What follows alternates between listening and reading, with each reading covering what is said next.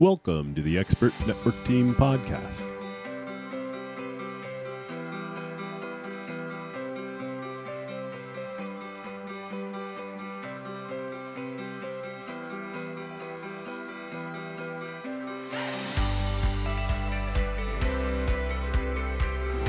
Today we continue our conversation with Jack Janasiewicz from Natixis Investment Management. And Jack is going to start today's conversation with the best piece of advice that he could give one of his clients. So let's begin. You know, when I do a lot of keynote speaking, they'll always ask at the very end, if you have one thing that you would offer up to our clients here, what would it be? And I sometimes, a lot of times, I'll tell them, turn off your TVs.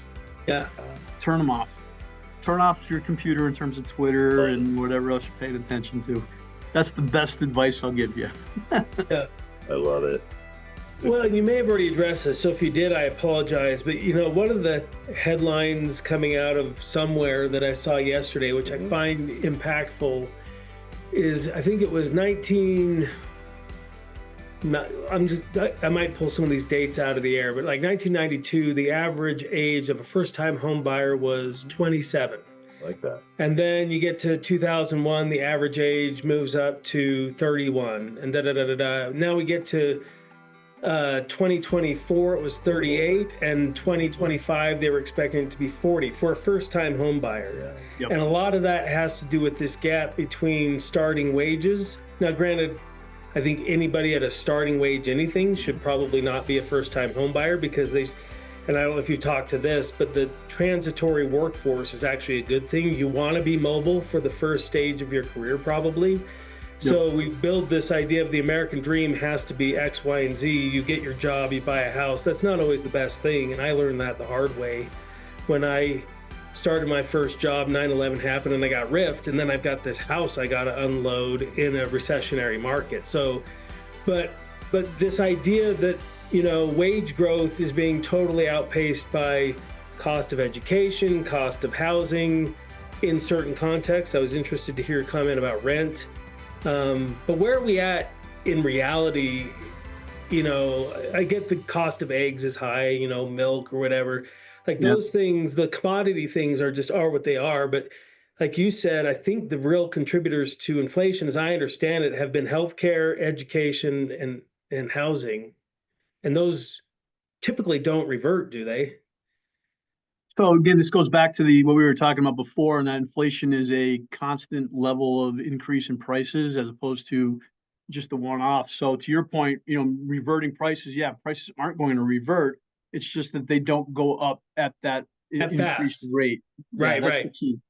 But going back to your housing comment, this is kind of interesting because it can filter back into a lot of the bearish comments that I'll get questions on revolve around a lot of the statistics that are looking at, for example, like defaulted auto loans, credit card balances, that kind of stuff, right? And so what I find interesting is when you actually dig into the details on this stuff, and it makes complete sense, right? So what happened during COVID? A lot of the kids they graduate college, and then they basically have a hard time finding a job.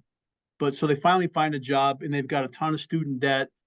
And because they're trying to make it on their own, they're moving out of the house and trying to rent an apartment. So think about all those things together, right? You're basically carrying a home or a student loan. You're probably going to be paying a rent, which we know has been sort of skyrocketing. If you're going to try to drive to your job, you probably needed a car. Well, you couldn't buy a new car because there weren't any to buy. So then you got forced into the used car market. And you had to basically maybe take a loan out because, the used car prices shot up. Well, guess what? Right. Your used car loan is probably a floating rate loan. And, oh, by the way, rates are at 7%. And so you kind of put all these things together. And it's no wonder that really the cohort that gets squeezed the most because of this inflationary impulse is going to be really the young adult. So think of someone who's right out of college or, under 30. And so when you start to look at the auto loan delinquencies and defaults, what cohort is really pushing up that number? It's that cohort we're just talking about. The credit card defaults.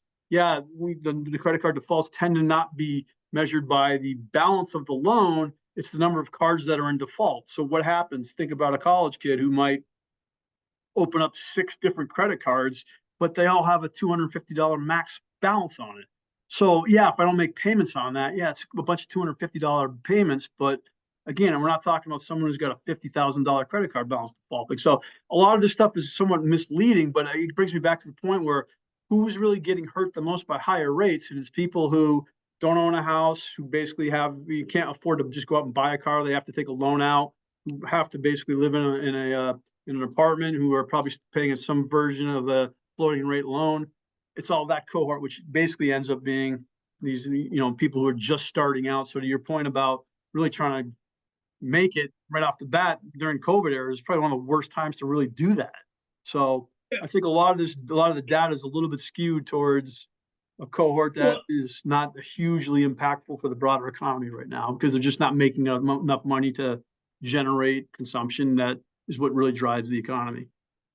Yeah, maybe we just continue this. Keep going. This is great. Yeah. So here now, if Carl didn't warn you, I'm the skeptic or the cynic in the group, right?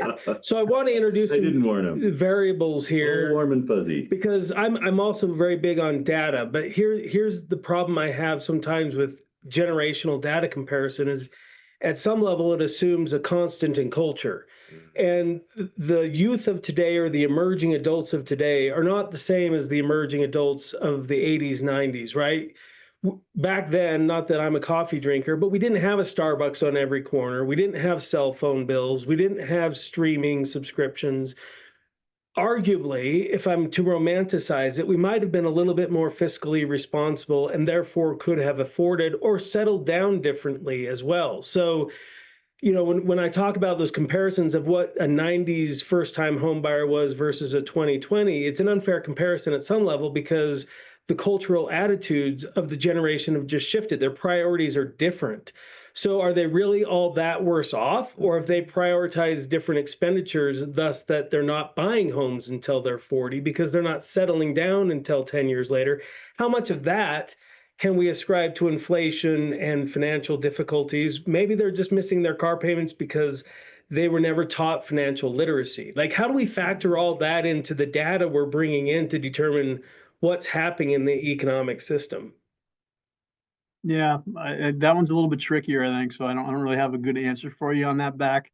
So I guess my point is, in your analysis and the stuff that you kind of take into account when you figure out what the trend is, how do we normalize for cultural variances, or do we even try to?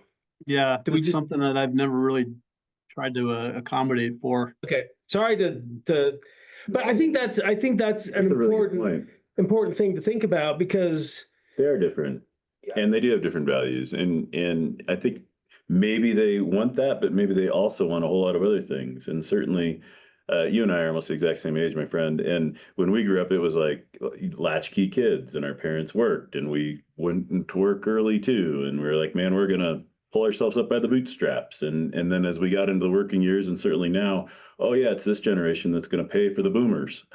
So we've had this little bit of a different approach, right? And we were also born, Vietnam era. And so all this skepticism that you've got towards the government, I think, is just imbued in all the people who are, in their 50s, around there, right? Whatever the Generation X is.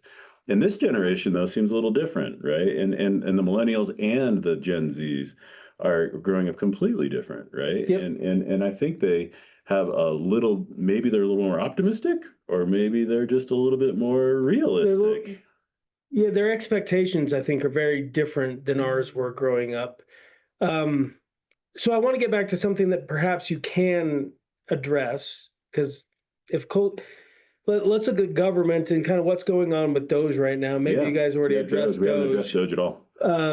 But government spending seems like it should have some impact on some of these things as well. So if we're cutting billions of dollars out of programs and domestic expenditures, granted some of this was also going international, if they truly do cut $1 trillion out of the budget, how do you see that impacting the overall situation? Supply demand kind of quotient? It's just by the idea simply that the government spending is going to be decreasing, that certainly is going to be a net drag to the overall backdrop, right? I mean, just simple math.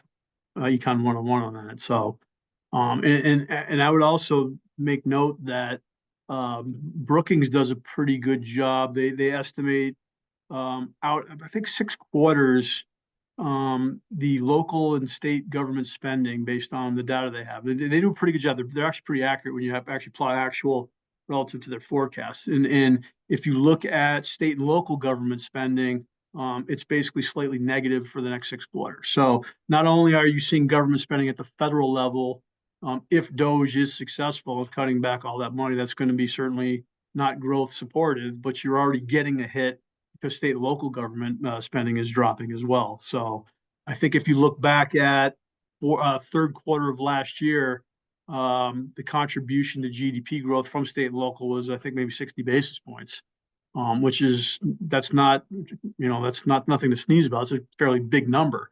So that's going to zero. And then if you start lumping on DOGE, that's going to be a headwind as well. So again, back to your original point, government spending both at the federal, state, and local is not going to be helping. It's going to be a headwind actually for growth. But deflationary or just recessionary, or both? Yeah, I think so. It'll probably be somewhat of a circular reference because if government spending is going to retard the economy, you're probably going to see consumption and aggregate slowing as well, which would put downward pressure on prices. So, the longer term, you probably would see it as a disinflationary impulse working its way through the system. And where I jumped in, you were talking about labor markets and that sort of thing. So assuming that some of these DOGE cuts do create a surplus in the marketplace for labor, and then operating on the free market assumption that I tend to operate on, now you have labor that businesses look to put to, it would be a lag certainly, but how do you perceive the glut essentially that's created in the workforce impacting growth in the private sector, and how does that impact some of your projections and analysis? Yeah, I mean, I haven't looked at, so to me, I don't think you're going to start to see a ton of layoffs from DOGE. You probably just would see cutbacks on the back of that from a fiscal impulse side. Yeah, I think it all extends till September anyway. Like they're cutting the jobs now, but they're not actually hitting the market until September. Yeah, okay, so those are really two different things. So we can go back and talk about what you're talking about, which is basically the I forget what they called it, but basically if you want to take your early retirement buyout package, you can do that. Yeah, so I ran through the numbers earlier, but when I did the calculation for that, I basically assumed 200,000 people were going to take it, right? I think the last number I saw, 70,000 were going to accept it, and another 200,000 were, I forget the term they used for it, but it was like you're on I think probationary was the number or the term they were using, but it made it sound like you were junior enough that you just weren't like getting a long-term contract, so you'd be the first person to go, so to speak. So if you add the 200,000 with the 70, you get up to 270. But the point is, if you assume 200,000 go, I had looked up the average worker in DC makes about 100,000. So $100,000 times 200,000, you can do the math. And then if you're talking about, we consume from a personal consumption expenditure side about $20 trillion. I think you're looking at 0.2%. So it's a rounding error on the total consumption side. Now, that number also assumes nobody spends a dime. So you're going to get unemployment benefits, I'm assuming, in there. You're going to get that the packaged out. So you're going to still be spending. So again, I'm assuming you don't spend anything. And then I also assume that you don't get a job after the September or whatever, October 1 comes around, that's probably not going to happen either. Right. And so I think that's what they're planning on is that the economy will create jobs where it will create almost an immediate transition for some of these folks. Granted, DC hasn't had a recession since 1929, so maybe they're due for one, but yeah, I just think these numbers, 270,000, it's too small to impact. The unemployment rate would maybe move up 0.1 to 0.2%. If again, all those people just don't get a job. So I don't think it's big enough to have a massive impact. Maybe the DC area takes a hit, but again, I just don't see it as a big enough deal. Where are we at on unemployment rate right now? 4.1, I believe. Now you're making me look. Is that a reliable number? Because I didn't want to kill our bandwidth here. No, is that a reliable number, do you think? That's always something, again, cynic. skeptic. Yeah. Like, are we seeing the real unemployment number, or is that a political product? Well, again, it depends on how you want to measure it. If you want to look at the U3, U6, but listen, we spend a lot of time trying to figure this stuff out. And I think if this was really a made up number, there's so many people in this world that make money off of forecasting inflation, unemployment, payrolls, that sort of stuff, that there would be these huge gaps in the data relative to what the government's publishing, and there'd be like a lot of red flags going up. So There'd be whistleblowers, as it were. yeah, I think that, listen, trying to estimate some of the stuff is not easy. And I know people love to say, well, the numbers are made up, look at the revisions. Well, yeah, I mean, it's not easy to count all these people. And as they get more granular data, which happens to come at about a 3-month lag, that's when they go back and revise it. But because they don't want to do it with such a lag, they're opening themselves up, making them subject to revisions. But, I think in general, when you look at the big picture numbers here, I think they do a pretty good job of trying to estimate where stuff is. So I'm still of the opinion that this is on the up and up. Sorry, go ahead. It's as good of a number as we got, right? At least it's consistent across all of it. How critical is that to your overall perspective in terms of the greater economic? I mean, so when it's great, it's introduced with a lot of trumpeting and fanfare, going back to your don't pay so much attention to what comes out of DC, because as we saw last year, when it looked good on one day and bad on the other, it was like a big deal when it was good and it was no big deal when it was bad. So who do you listen to? But how big of an impact or concern should the average American be when they see these unemployment numbers? What numbers should they be paying attention to when they see numbers coming out? Yeah, I mean, the easiest one that I would always point to, because you get it on a weekly basis, is just look at jobless claims, right? Mm-hmm. I mean, unless you literally are lying, you're going to go down to the unemployment office, file the paperwork, and they just count it up and send it in. And, I think that's going to be your early indicator. If jobless claims start to move higher, you're going to start to see people are filing for unemployment. That tells you something. And right now we're not, I mean, it's moved up a little bit.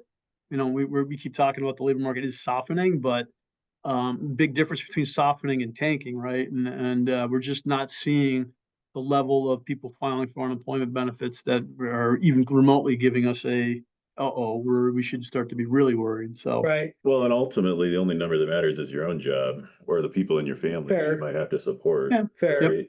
And if I mean, you're this is one of hiring these in economies where if you have a job, things are great. If you don't, it sucks because it's really hard to find them now. Like the people that are unemployed, the duration of unemployment is widening out. So that does tell you that the labor market is softening, right? So that's part of it. You look at job openings, those are dropping. So there's certainly plenty of ancillary data that shows that things are slowing.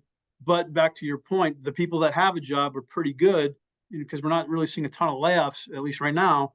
And so it's good if you have one. If you don't, it sucks. I mean, it's really a very bipolar job market right now. And when you say softening, that's relative to the current state. What's the baseline? Like, what is a good reference point for like a healthy job market? And I'll give you some context here.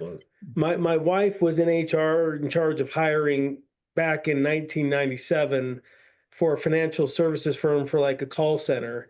And she's basically just had to hire anybody who could fog a mirror. Like, as long as you didn't have a financial crime, you could have other crimes. She's like, that's cool. Just come, if you can show up tomorrow, we'll put you to work, because it was like 2-point-something%, if you remember back from the late 90s. Really low unemployment. That was not good. Good job. I mean, it was a great time to be employed. You had all kinds of leverage as an employee, but not a great time.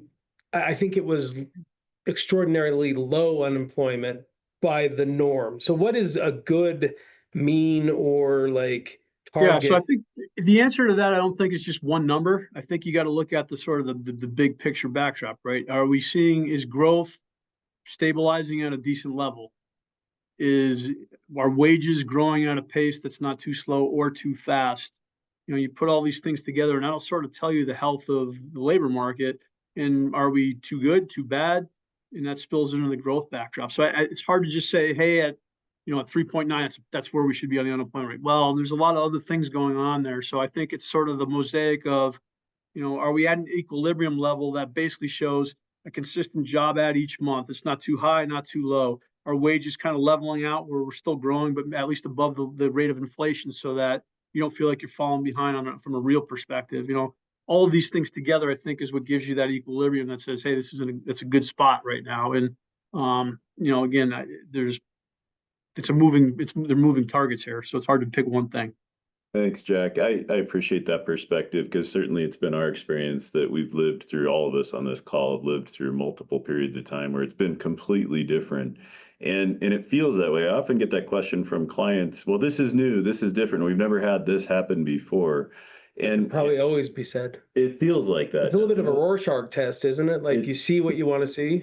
Well, and especially in the social media world, where you just, whatever you start searching for, you get more of it. And so you can go down a rabbit hole and not even realize it and think everybody sees the same thing. So I'm going to ask on this end a question that I got from a client recently. Is America okay? I mean, there So you go. here's a good way to contextualize how some people might ask this question. And I'm not trying to insinuate anything on whoever asked the question. We Yeah, stopped it could paying be either attention. party, to be honest with you. Yeah, we stopped Yeah. paying attention to the Michigan survey, because if you actually look in the details, the Michigan survey will give you the responses based on political affiliation.